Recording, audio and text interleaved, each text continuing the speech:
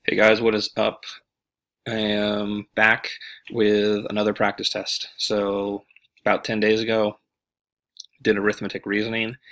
Today, for the ASVAB, we take a look at math knowledge. So let's get in there.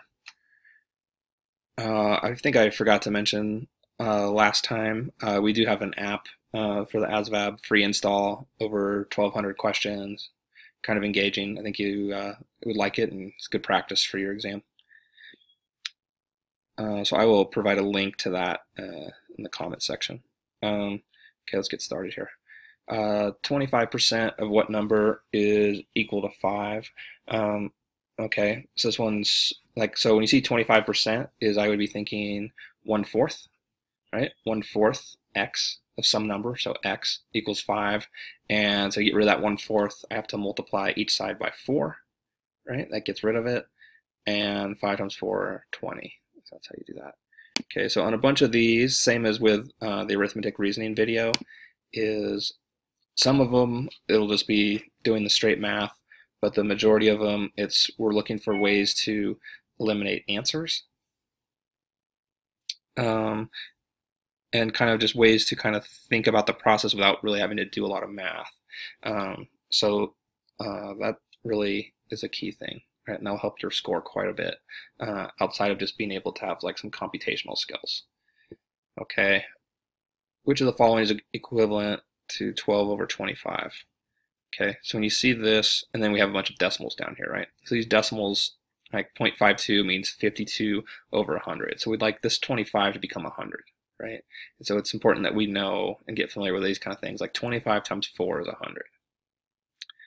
So if I do 25 times 4 is 100, 12 times 4, 48. So this equals 48 over 100, or 0.48.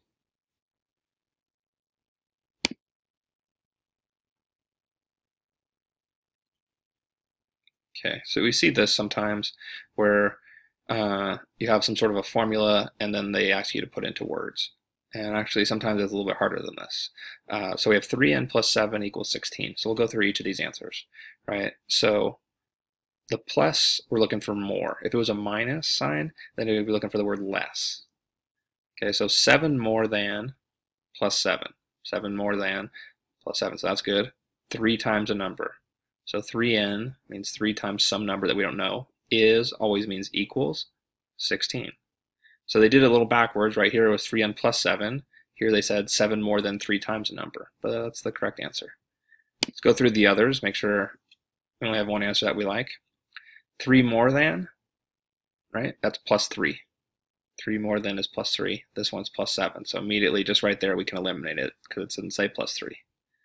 7 less than, right? So that would be minus 7, right? So if this was a minus 7, we'd be interested in reading further. But because it's not, and then we just have 10 times a number, so definitely wrong, right? That would just be like 10n equals 16. So that's how we go about it, like really like word by word, and then kind of checking it back with your equation to find the right answer. Excuse me. We got 20 questions total here. Which number sentence is true? Okay, so we've got greater than, less than sign, and then knowing how to use decimals here. Okay, so 62 is less than 6.2. Wrong, right? 62 is greater. 0.62 is less than 0.062. So here is just a question of whether or not you're familiar with how to use these decimals and zeros, right? So 0.06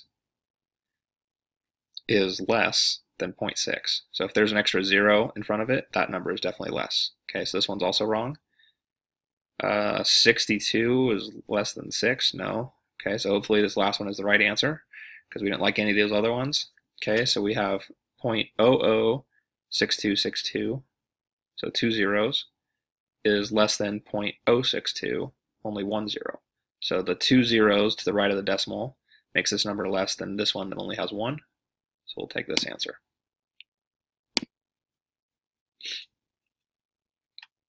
Okay, rounded to the nearest tenth, right? So you'll see some of this. Nearest tenth, nearest hundredth, thousandth, these things, right? So the 10th place, right, is just this first one, so it's this 3. So the answer for tenths is going to be like 0.3, 0.2, 0.4, something like that.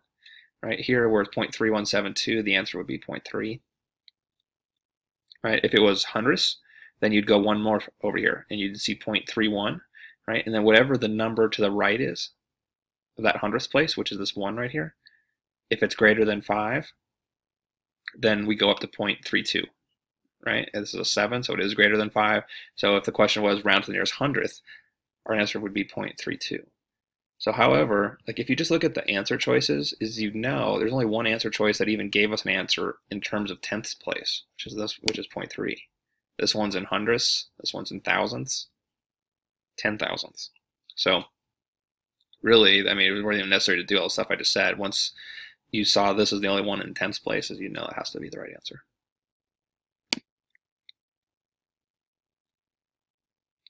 Okay, 4 to the third.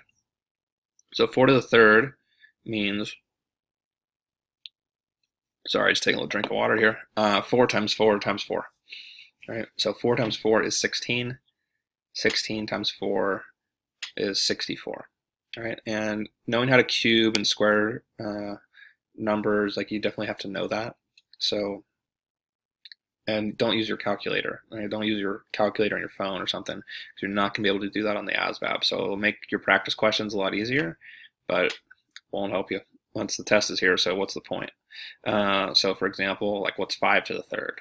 Right? 5 times 5 is 25. 25 times 5 is 125. So you have to write that down on a piece of paper and do the math out. That's completely fine. If you can do it in your head, great. Right? But being able to cube a few numbers, that will show up on some questions. 6 1/3 plus 5 3/10. Okay. And then as I look at the answers, not a ton that I could really eliminate. So what we're doing here is common denominator, right? So we have a 3 in the denominator here and 10 over on the second number. And so we need that number to be the same for both of these so we can add them up. Okay, so we're just going to multiply the 3 and the 10 together to give us 30, right? So 3 times 10 is 30, 1 times 10 is 10. So now we have 6 and 10/30ths over here, plus 10 times 3 is 30, 3 times 3 is 9, 5 and 9/30ths. Okay, and then if we add those two together, the 10 and the 9, we're going to add together to get 19. So get 11 and 19/30ths. Okay, if what I just did confuses you, and it would have been easier if you to see the math, take a look at our YouTube channel, Common Denominators for Math Knowledge, and then there's a bunch of videos that go through exactly how to do that. Okay, so on this one, again, I mean, there's too many numbers to really like eliminate anything in your head. So here we need to know PEMDAS, right? So PEMDAS is an acronym that stands for parentheses, exponents, multiply, divide, add, subtract. So that's just the order that you do these things in. And so you got to memorize PEMDAS and know what it means, because it's definitely going to be there for probably more than one question. At least one, though, in Math Knowledge. Okay, so parentheses was first, right? So let's do that. So you'd go 82 minus 3 is 79. And then 2 times 81 is 162. Okay, so that's parentheses. We don't have any exponents, so multiply is next. 12 times, this is now 79, is 948 minus the 162, right? So then we can just subtract 948 minus 162, and that'll give us 786. Same with that, as far as a lot of times that's the PEMDAS will be referred to as order of operations. And so if you need help with that, and a lot of people do, like it takes some practice. Same thing, we have videos on order of operations. Check those out, or that's a whole, there's at least 20 of those in our app. So that would be another good place to check that out. What is equivalent to 4 3/8? Okay, and so then they want it to just be like a fraction. Okay, so you can eliminate 2 right off the bat here. And really, you probably can be pretty confident in eliminating 3. But at least 3 over 32 and 3 over 20. So those numbers are significantly less than 1. This number is greater than 4, right? So we know those two can't be right. 12/8 really you should be able to, like 12/8 if you think of like what is that number, right? So 16/8 is 2. 8/8 is 1. So 12/8 is 1.5. So at this point we already know the answer is 35/8, but it won't always be that obvious. So the way that you go about doing this is you go 4, like the base number here, times the denominator, which is 8. So 4 times 8 is 32, plus the numerator, which is 3, 35. So that gives you 35/8. So sometimes people forget how to do that kind of stuff. It's been a long time since you've been in this type of a math class, but that's the process. Base times the denominator plus the numerator gives us the answer, and then it's all divided by that same denominator.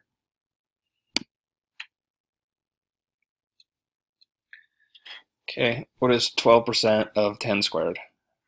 Okay, 10 squared equals 100. 12% of 100 is 12.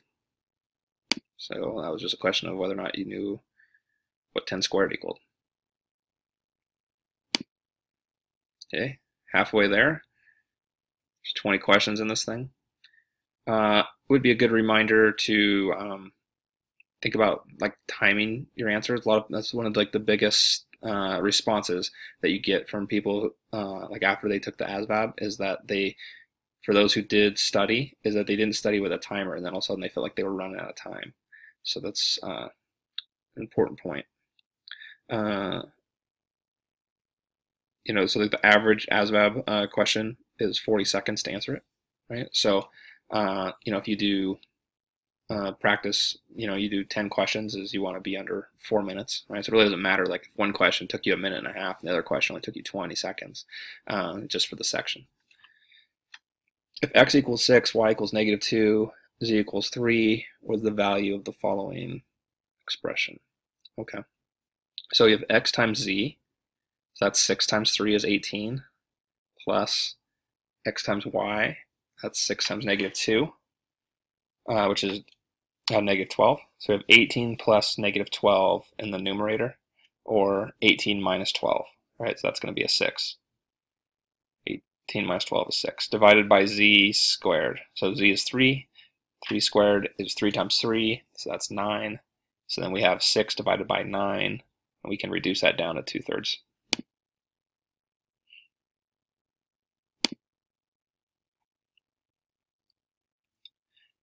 I think I said this in the last video, but I mean, a good way to go about this is you see the question, hit the pause button, solve it, get your answer, then hit play, and then listen to how we go about solving it, making sure you're doing it right. So when you just listen to somebody say how to do something, like it's like, oh yeah, that's totally obvious. But a lot of times when you actually do it yourself, it becomes less obvious. So that would be a good way to go about doing this video. What is the value of y when x equals 1, y equals 3 plus 2x? Okay, so y equals 3 plus 2 times 1, right? Because we're just going to plug in 1 here for x.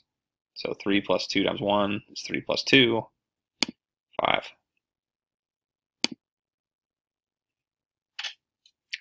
%, of 78, right? So you could do this different ways. You could go 78 times 0.5 and just do the math. You could do 78 divided by 2, if that helps you, when it's 50% of something, right? That's what that is. Either way, you'll come up with 39 for your answer.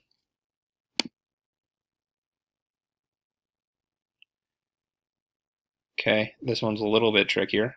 So what is equal to 4 times z squared? So first let's look outside of the parentheses. We have this 4 here, and they all have that. Okay, so we can't eliminate any of the answers based on that. And then we have z squared inside the parentheses, so we'll just go inside the parentheses and see which one gives us z squared. Okay, z plus z. So z plus z equals 2z. Right, so if you think of z or any variable, there's really a 1 in front of it, right? 1 plus 1 is 2. So this one's wrong. 4 times z minus z. So z minus z is 0, right? So if you think z equals 5, 5 minus 5 is 0. 4 times z, so z times z does equal z squared.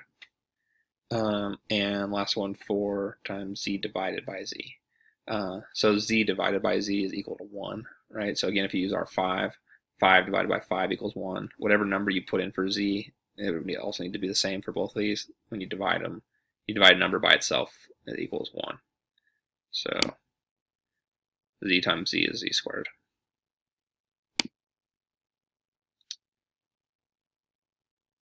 Number 15. Okay, this is the hardest one we've seen. How much water must be added to 1 liter of a 5% solution to get a 2% saline solution? So from a standpoint of taking the test, if you see something like this, you're like, man, I have no idea. If you can go back to it, do that, right? If you have to answer it, so if it's a pencil and paper test, is you can go back to it, right? And so you don't want to run out of time for other questions that you feel more confident in, right? And so this would be one that I would strongly guess that more people would feel unconfident about than any question we've seen so far.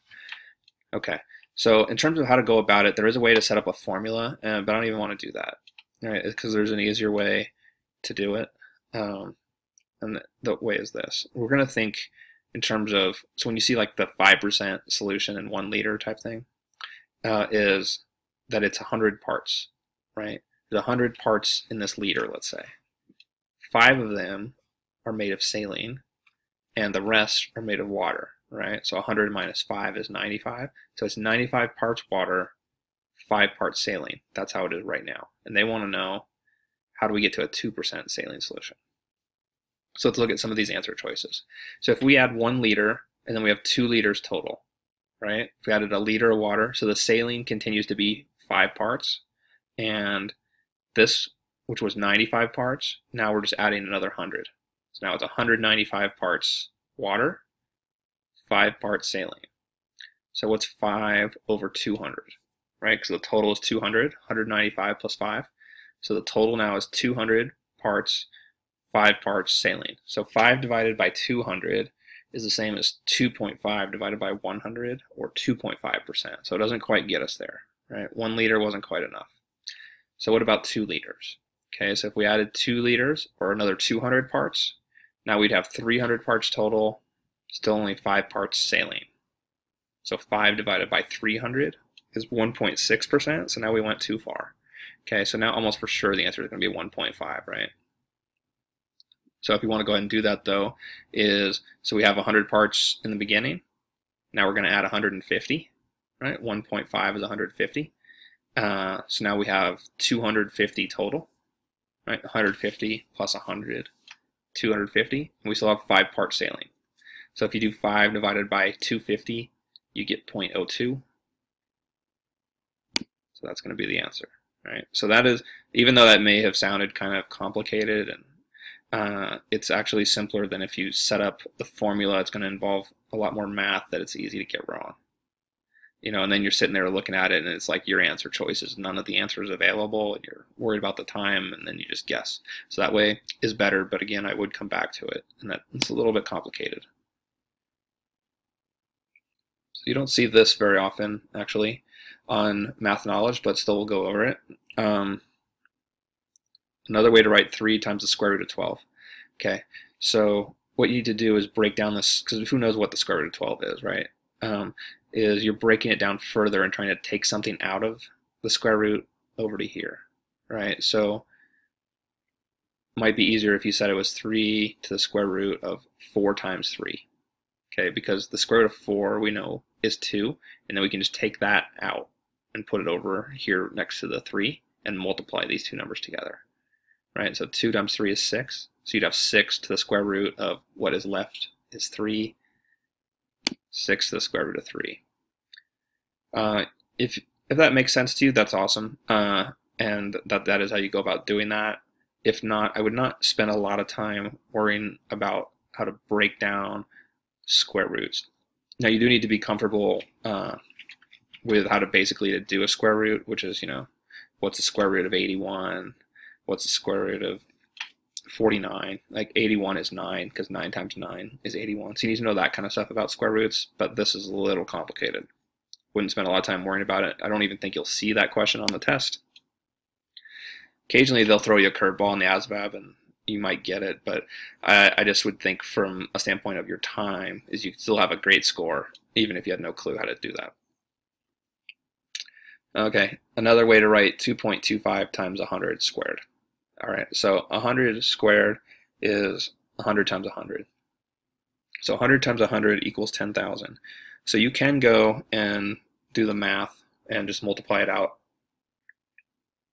on paper if you want to.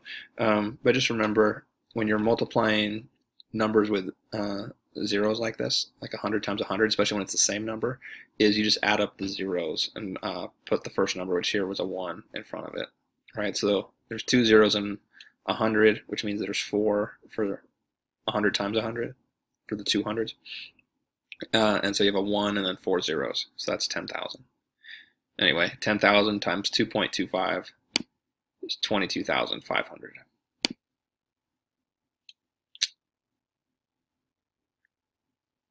Okay, dividing exponents. So when the base is the same, like you're not going to see a question where you have to divide exponents where the base isn't the same, but the base here is 10, and the base here is 10. So that's the same. Then all we do is we just subtract the exponents, right? So you have 7 minus 4 is 3. So that gives us 10 to the third. And that's how you do those. Base stays the same, subtract the exponents. You'll tend to get something that's like a little bit trickier, where you might think like you divide them or something like that. But anyway, that's how you do those. Okay, so this is a good one for not trying to do the math. So 305 1/5% of 325. Okay, so that's going to be a pain to do that math. So what I would do first is I look at this number 325, and so I start with, my thinking is going to be, I want to figure out what is 10% of that, and then half of that will equal 5%. Half of that 10% is 5%, and that will be about the right number. And then I'll check the answer choices. Okay, so 325, so 10% of 325 is 32.5. Okay, so you can do that math. That's simpler math to do, 325 times 0.1. Or you could just know that really 325 is 325.0. When I multiply it by 0.1, I just move the decimal point over 1, and it becomes 32.5. Okay, so 10% equals 32.5. So 5% is going to be about half of 32.5, slightly more because it has that extra 1/5%.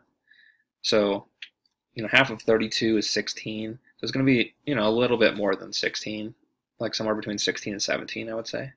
And then we look at our answer choices. 1.69, 169, 16.9, 32.5. All right, so we should definitely be able to eliminate 32.5 because that's 10%, right? We did that earlier, 10% of 325. The 16.9 has to be the right answer, and we'll see in a minute if I got it right. But without even wasting my time with the math, like that is how I would go about doing that. And that is the way that ASVAB is made, is for tricky questions like this, is can you just use some math reasoning to go about finding this answer. You can multiply it out and you'll get the right answer if you do the math right, but it's going to take longer, and the chance of making a mistake when you go 325 times 0.052, that's what 5 1/5% is 0.052. It's not 0.0515. Just much greater chance you're going to make a mistake.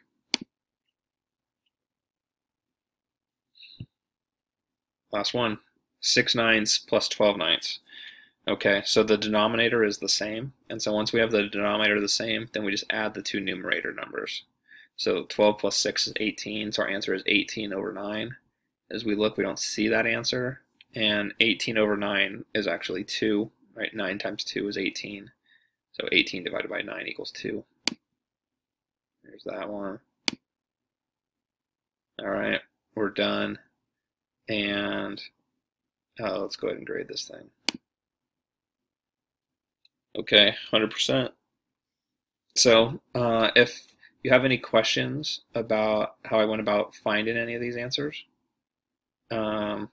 please let me know in your comments. If there are videos that you want to see, or more types of problems that you want to see, like the order of operations, confuse you with PEMDAS.